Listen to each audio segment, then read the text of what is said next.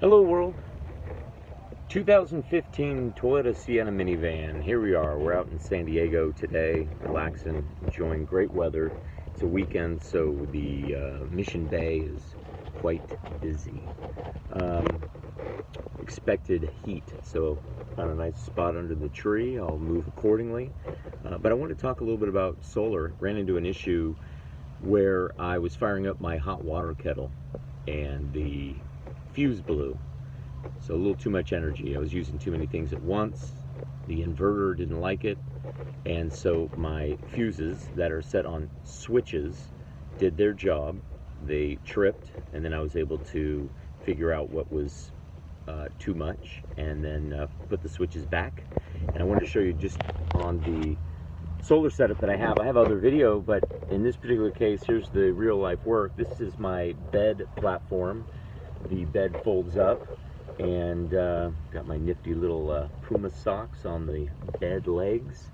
Got the pantry set here, all reused plywood that I've had laying around the house to build this thing out, so the cost was very minimal, and went the extra mile, and I've got it double plywooded. This is the floor itself that I happen to use in the van that goes over the carpet, and then the solar setup is on another board that houses all the components that we need. We've got the battery is zip tied. I don't know if it's easy to see, but I drilled a couple holes in the plywood that the solar system set on, and then before I put it in place, zip ties in.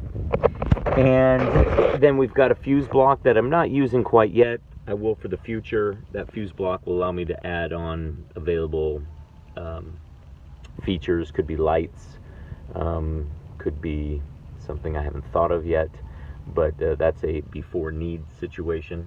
Also, I haven't put on a way to check the battery, but with this particular shunt that I just put on this board that I will eventually mount to the plywood, that will allow me to put a measurement on the battery so we can see the state of charge of the battery at any time. And I'd like to see that state of charge, what's going into it as well as what's going out of it on the battery. So I'll set that up someday and do a video to show you.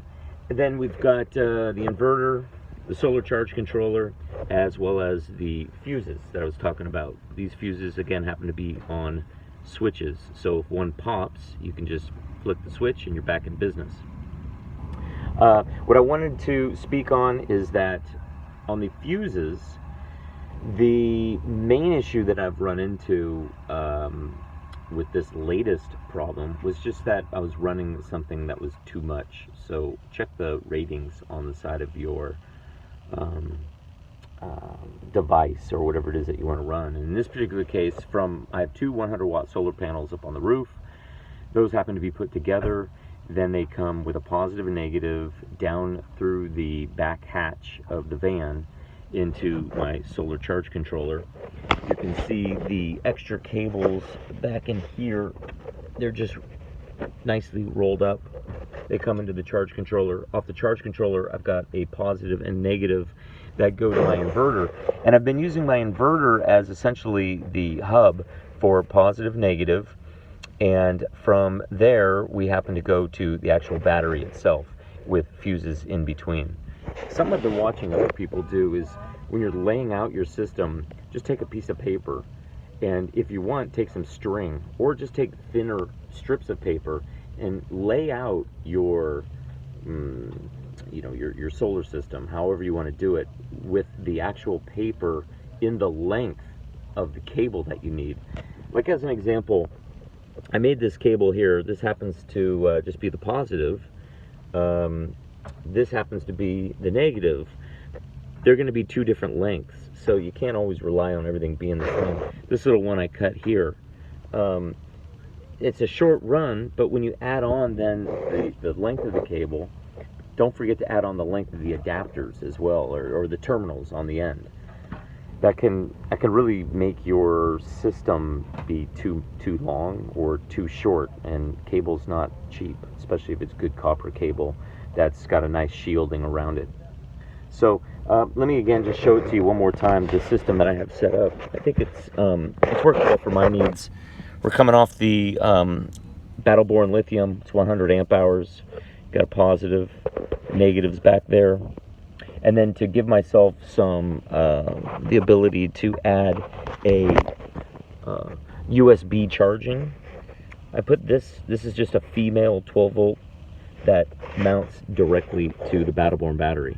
And I put a second one on that goes for my cooler. I happen to have this angle cooler that runs off of 12 volt with a little power switch over here. Maybe you can hear it humming now, and that works great too. Those have fuses built into themselves. When you buy, in this case, this happens to be the NOCO company, but they'll have a fuse that's built right into the cable, so you don't have to worry about separate fuses for that. However, those aren't switchable. Those happen to be like a traditional automotive fuse that drops in there. Matter of fact, while we're here, yeah, I was going to show it to you, but you know what an automotive fuse looks like. I've never had any of those trip or pop, especially with the low voltage that you get. So I'm talking to you right now on my cell phone. It's charging while I'm talking to you on my cell phone through this adapter.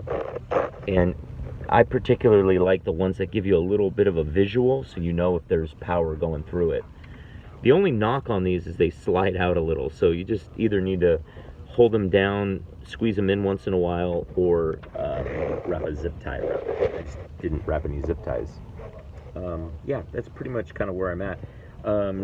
Just charging away. I got my Bose speaker, which has been awesome.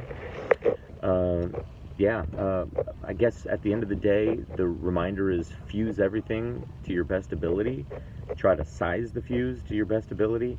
And I happen to enjoy fuses that have a switch built into them. They cost a little bit more, but the convenience where if something were to pop, you can troubleshoot much quicker and yeah, have a more enjoyable experience with your solar setup. My display's up here. We're looking good right now. The system, I've been using it a lot lately and parking in a structure at work, so there's no sun. The parking structure, it's a bummer. But when I'm out and about, certainly the sun will recharge it, and I'm at a half a charge on this Battleborn 100 amp hour battery. I would think by the end of today, certainly in the next few hours, it'll charge up with 200 watts of solar on the roof. I'm not drawing enough to make it, you know, not to have it so it doesn't recharge. So that's that. I'll go clean the panels today, enjoy the free energy, and be on my way. So hope the video helps somebody, at least with this system that I have. Talk to you soon. Bye for now.